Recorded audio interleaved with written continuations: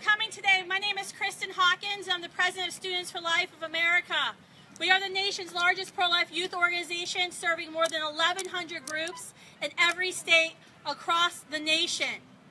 I'm here today representing the majority of our generation, the generation that rejects the idea that a woman must end the life of her child in order to achieve the life that she's always dreamed of. We reject the violence of abortion, and we reject the lies and the betrayal by Planned Parenthood and the abortion industry that they lead, because we are the pro-life generation. Today, the pro-life generation has come to Congress to present 196,543 baby socks. These socks are part of our national campaign, Sock It to PP. Every year, Planned Parenthood aborts 323,999 children with more than $1 billion of our taxpayer funds. Yet, we have failed to act. We have failed to defund Planned Parenthood. No matter what the campaign promises this November were, the fact is, today Planned Parenthood will receive more than $1 million from us, and they will kill 888 children. That is the reality of our inaction. This is a sombering moment. This is what not even all of the children that Planned Parenthood aborts represents. This is just simply over half. How could anyone look at these baby socks, each and every one of these socks? They represent a precious child that was taken away, killed with our taxpayer funds. They represent one mother who was deceived into thinking that abortion was her only option. Look, we know there's a lot of things happening on Capitol Hill today. And we know there's a lot of things that happen when you get to power and you come to leadership. And we are grateful. We are grateful for the pro-life leaders in Congress. We are grateful for our pro-life president, who many of us supported. However, now is the time to act.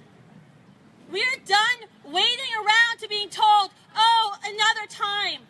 Oh, we have to wait a little bit longer, because this is the price of our inaction.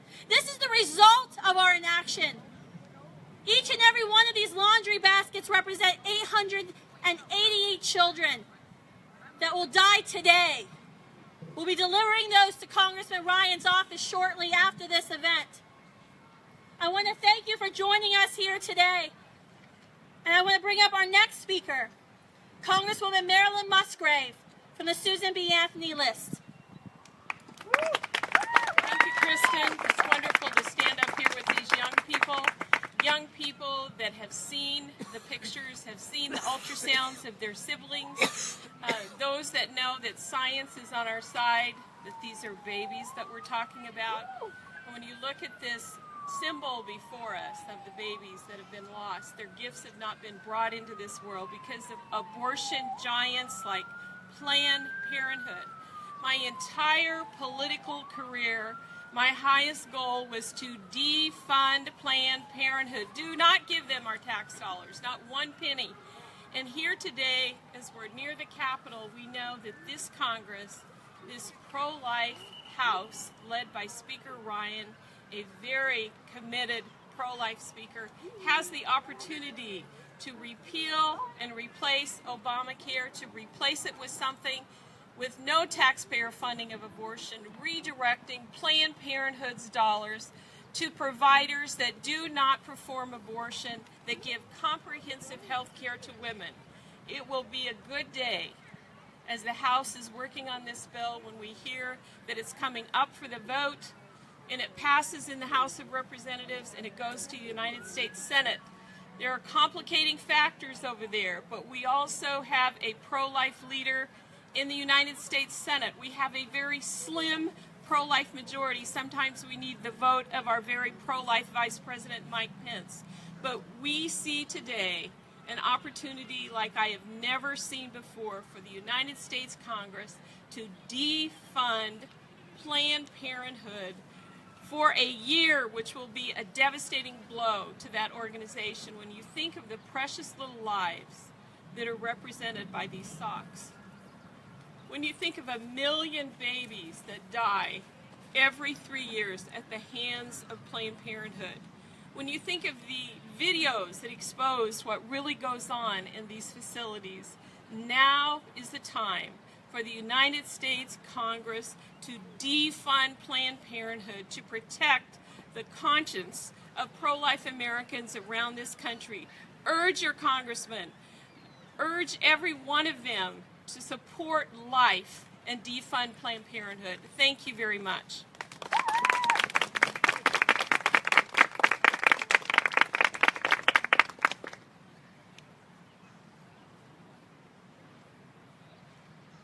Hey guys, my name is Deanna Wallace. I'm staff counsel at Americans United for Life, and I'm so proud to be part of the pro-life generation. Planned Parenthood markets themselves as care no matter what. But what kind of care are they actually giving women? What kind of care did they give Ayanna Byer, who in 2012 went to a Colorado Springs Planned Parenthood? She was forced to continue an abortion that she said she did not want. Not only did they force her against her will, but they also injured her. She ended up in the emergency room with an infection that went septic and almost ended her life. To this day, she suffers permanent physical and emotional damage because of Planned Parenthood. What kind of care did they give Roberta Clark, who went to an Alabama Planned Parenthood in 2010? They were already under probation because of their clinic violations. And they failed to realize that she had an ectopic pregnancy that was putting her in danger every single second. Instead of telling her the danger, they gave her a fake abortion and sent her home. 3 weeks later, her ectopic pregnancy ruptured her fallopian tube. She suffers permanent damage as well. What kind of care did they give Tanya Reeves, who went to a Chicago, Illinois Planned Parenthood in 2010 and then bled to death? What kind of care are they giving the thousands of women that they are putting at risk due to their unsanitary and dangerous clinics? In 2016, Americans United for Life released our Unsafe Report, which details the dangerous and unsanitary conditions inside of America's abortion industry, including 39 Planned Parenthood clinics that have been cited multiple times for citations such as failing to ensure a safe and sanitary environment, failing to document patient records and protect those patient records, failing to ensure that staff are properly trained, failing to make sure that unlicensed and unqualified staff are not providing patient care, failing to dispose of expired medications and supplies so that they're not used on patients, failure to properly handle medications, failure to comply with physical plant standards such as making sure that a gurney can reach a patient if she goes into distress, failing to monitor patient vital signs while they're undergoing a serious medical procedure. In one case, the violations were so severe that the state actually revoked the clinic's license. And this is happening every day. While this visual is so important so that we recognize that the unborn are being slaughtered in these clinics, it's also important to remember that this care that they're offering to women is not care at all. They are endangering women every single day. And women deserve better. We don't need Planned Parenthood. We need the federally qualified health centers that provide us comprehensive care that is nonviolent. And that is where our tax dollars should be going. So thank you all so much for being here, and let's sock it to PP.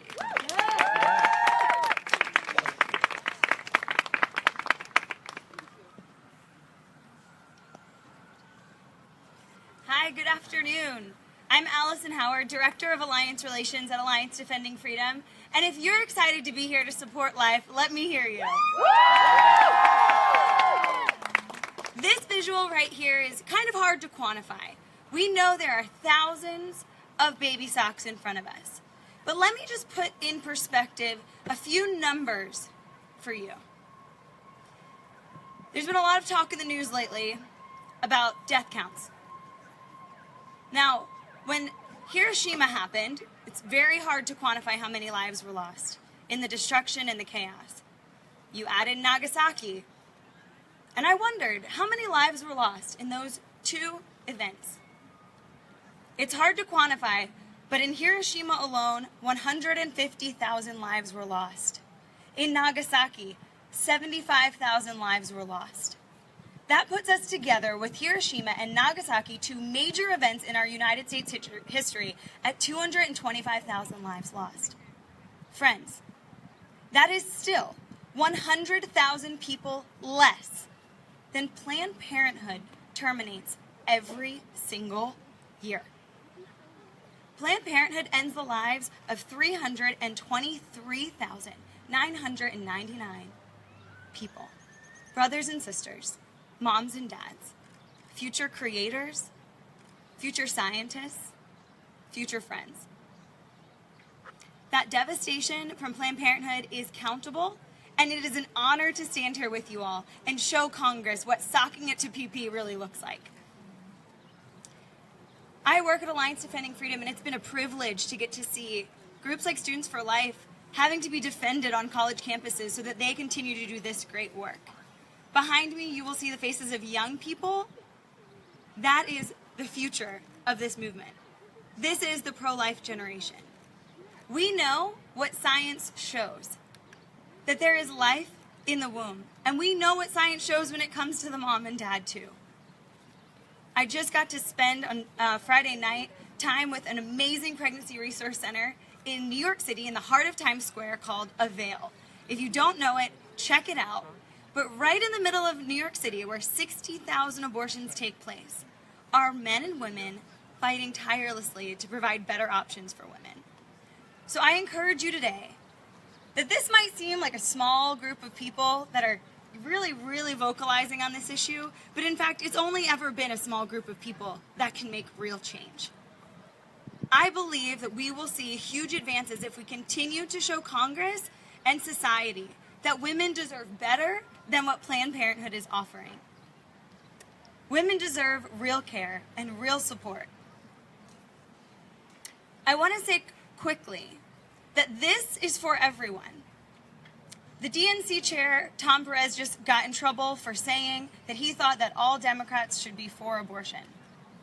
And it's sad, because 23% of his own party actually registers as pro-life.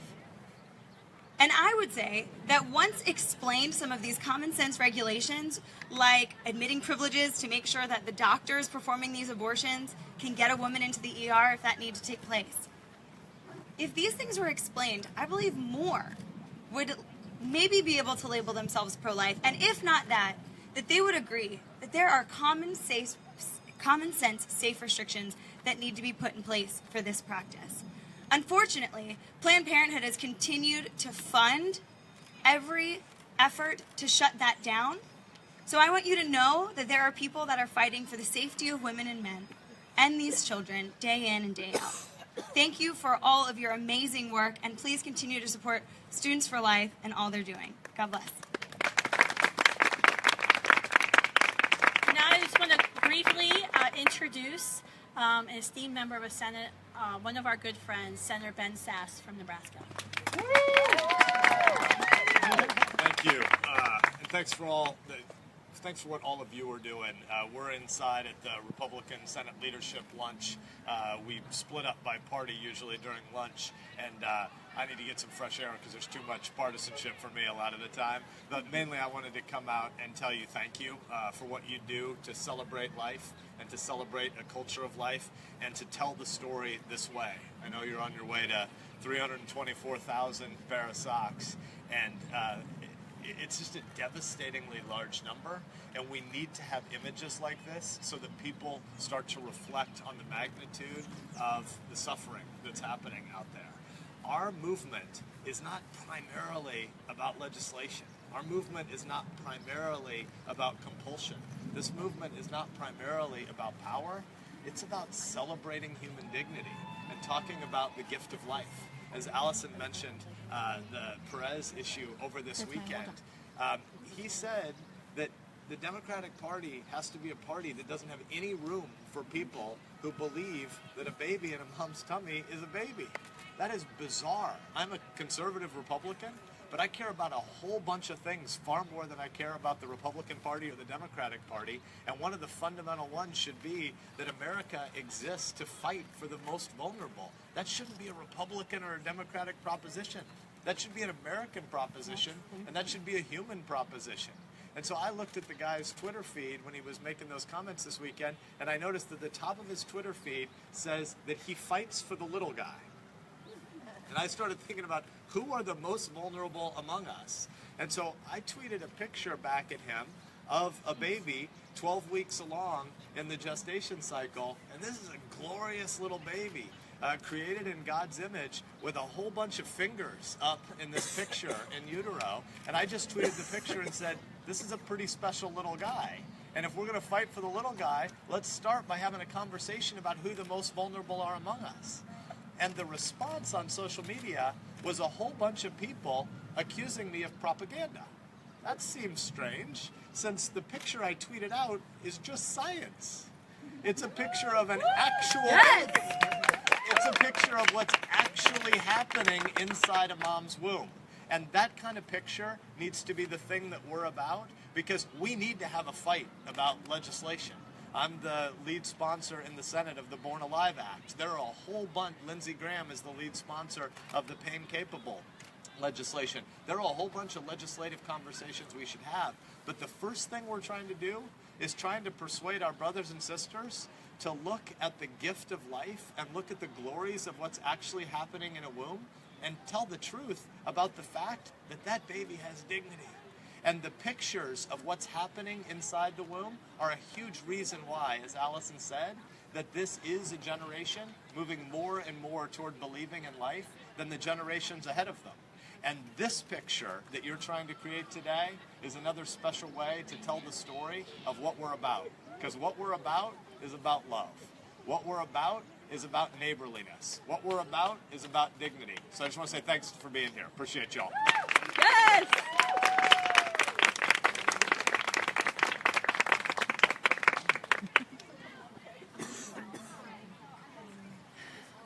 Well, when I look around at these socks, it reminds me of being at the Holocaust Museum, just down the street. And that is certainly a sobering place to go through, but this is no less sobering. And if you imagine that this doesn't even represent the babies that have died in 1 year in a Planned Parenthood facility, there should be little feet in all of these socks, and there should be little babies in these socks. My name is Sue Thayer. I'm from Storm Lake, Iowa. I worked at Planned Parenthood for almost 18 years. I was a center manager there. 5 of those years I managed 2 centers. I was on the Quality Assurance Committee, the innermost circle of Planned Parenthood, for 2 of those years. I've seen the abortion industry from the inside.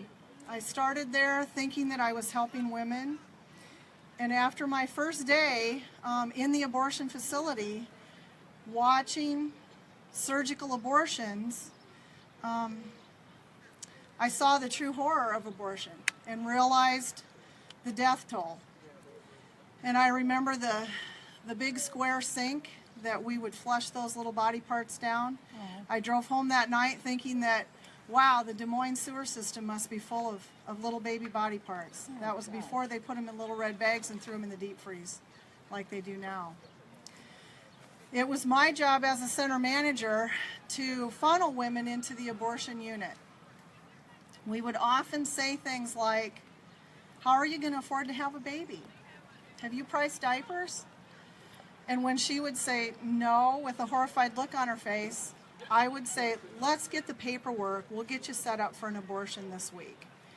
And that was my job. We had goals for number of abortions done, number of abortion referrals. It was all part of the bottom line at Planned Parenthood. And if we didn't hit our goal for the month, we had to have a corrective action plan for how we were going to do it differently next month. The abortion industry really doesn't care about women. This right here is the war on women. Our opponents keep talking about the war on women, and this is it. This is a war on our littlest women right here and our littlest guys, and they can't see that. So we have to keeping on, and we started doing webcam abortion at Planned Parenthood. That's a whole nother thing, but Planned Parenthood will stop at nothing to make sure that their agenda is met, and there's just no end to it. I'm a little overwhelmed just by looking at the socks. It's awful. So may God bless Students for Life and the awesome work that they do. There's still so much yet to be done, and taking these baskets in there and handing them to a senator or representative, surely they are going to see this for the Holocaust that it is. You know, in Europe, the church, as the train would go by with the people singing or screaming in the train, they would sing a little louder because they didn't want to know about the horror that those people were going to face in the concentration camps. Well, here's our Holocaust. Planned Parenthood hates it when we call it a Holocaust, but that's what it is. Nearly 60 million lives have been lost in 44 years. It's time for it to end. This has got to be the end of it, and this is our best chance. As Christians, we need to pray.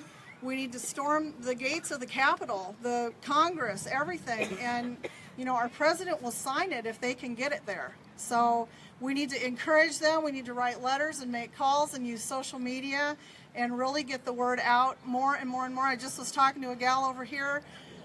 She was very pro-abortion and talking about it's a parasite. A baby is a parasite, and even up until the moment it's born, it's fine to kill it. So we still have a lot of work to do, and a lot of love to show to people that don't agree with us. And the folks that work in Planned Parenthood are just like me. They're just like you, and they're there thinking that they're doing a good thing. And so they need lots of love and prayer. And thank you again for having me, and just God bless this effort. I think this is the time where we can maybe make a change and put an end to this, and think of what we could do with $540 million that we funnel into Planned Parenthood in the hands of our 1,300 pregnancy resource centers. Wow. So anyway, God bless. Thank you.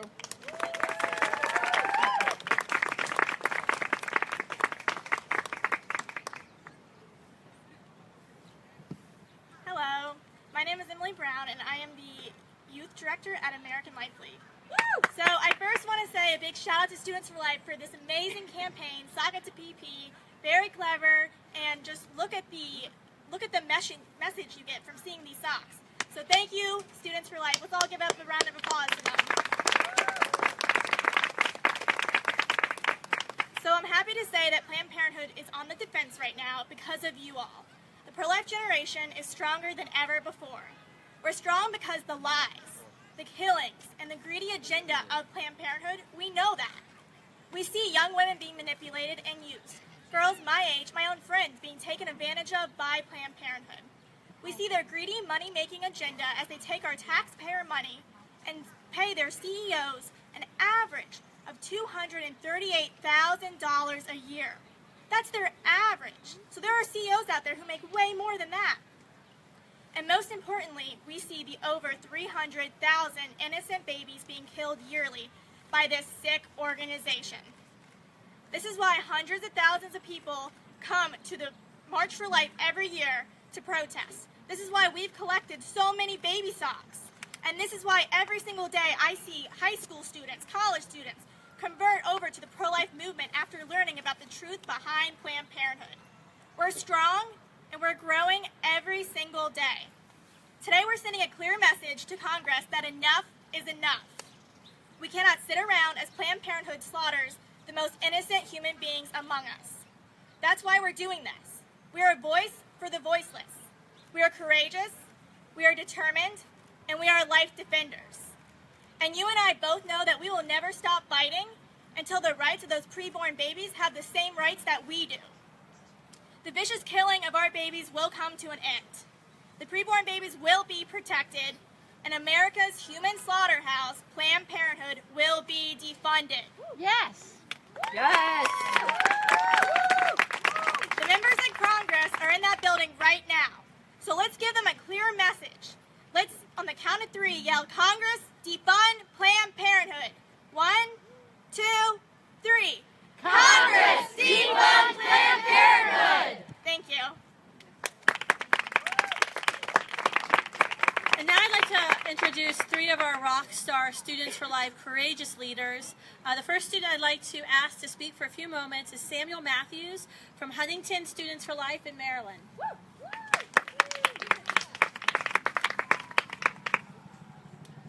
Good afternoon. My name is Samuel Matthews, and I'm the president of Huntington High School Students for Life.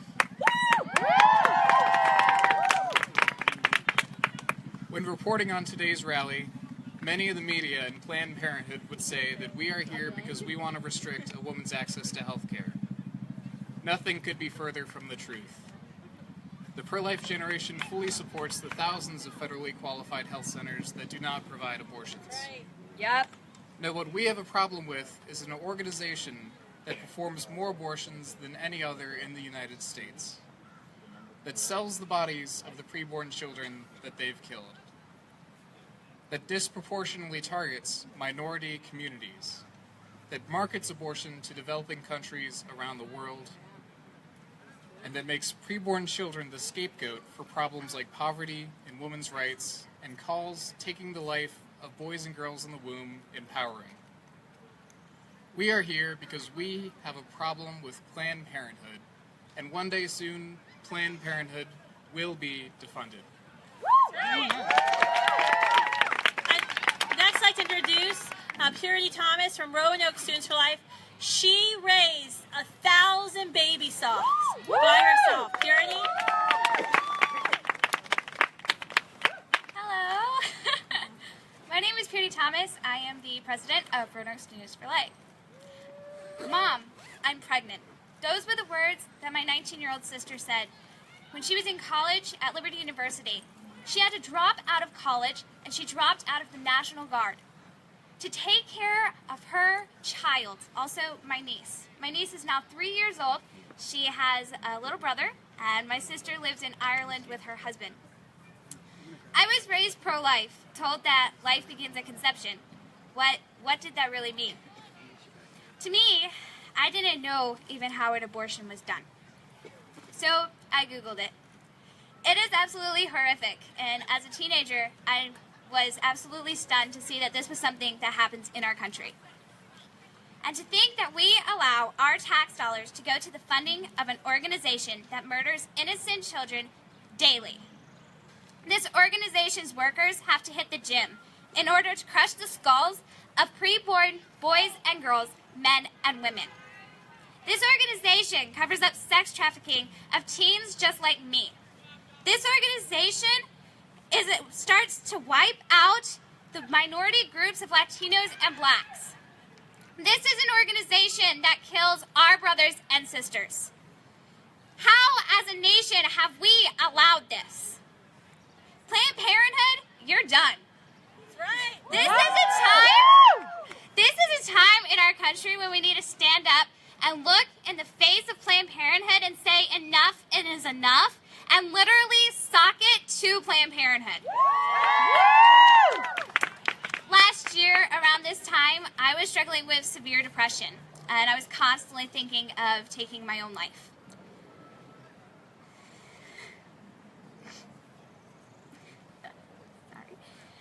I didn't know how precious life really was.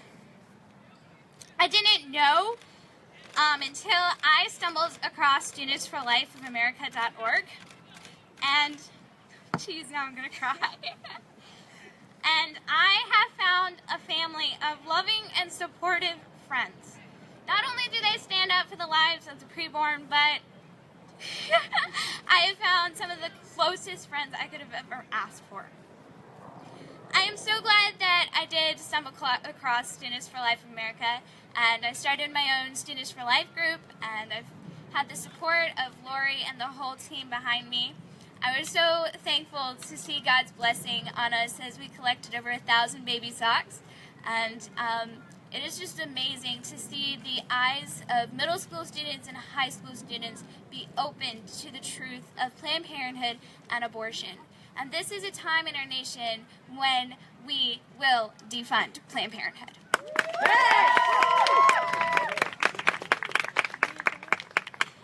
This is the great thing about the pro-life generation.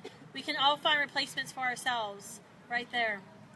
Our next speaker, our last speaker today, I have the honor of introducing, is Maddie Runkles. Maddie is a high school student at Heritage Academy in Hagerstown, Maryland. And I've asked her here today to share her story. Maddie? Hi, I'm Maddie Runkles. I'm 18 years old. I'm really sorry if I cry.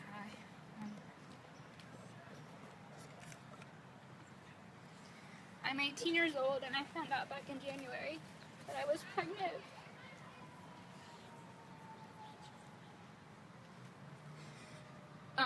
I'm a senior in high school and I have my whole life ahead of me. And for a brief period of time I did consider abortion because I believed all the lies that Planned Parenthood told a girl like me. That you can't do it, you can't accomplish your dreams, your whole life is ruined. And I look at all these socks, and that could have been my baby. But I choose to let my baby wear these socks. I know it's going to be hard. I know it's going to be really hard to still accomplish all my goals and all my dreams. But I get to have a little guy following right next to me, and we get to do it together. When I found out I was pregnant, I was scared of the embarrassment that I would face.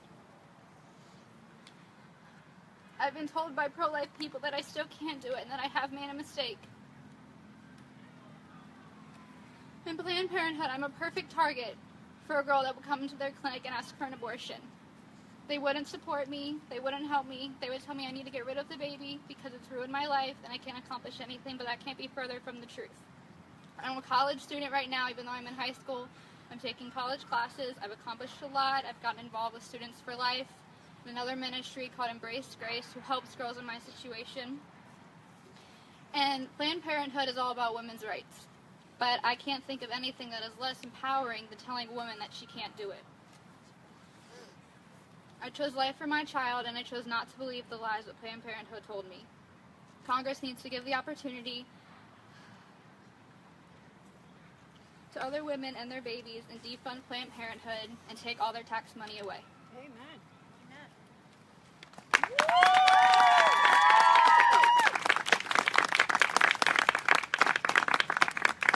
I don't think there's anything left to say to what Maddie said. We are honored to be able to serve students like Maddie across the country. And it is our duty as the pro-life generation to be there every single day, right where Planned Parenthood targets, right where they tell a young girl that she has no hope, that there's nothing left to do, and that killing her child is the only way to achieve the life she's always dreamed of. We are the ones who will say no. We are the ones to say we love you, we love your children. It is the pro-life generation that is our goal to defund Planned Parenthood, because let me be very clear. Our goal is to abolish abortion in our lifetime. We seek to live in a country where this no longer happens. We seek to live in a country where no woman like Maddie ever feels like she has to choose between the life of her child and the life she's always dreamed of. We're here today to sock it to PP and demand, Congress, it's time to act. Thank you.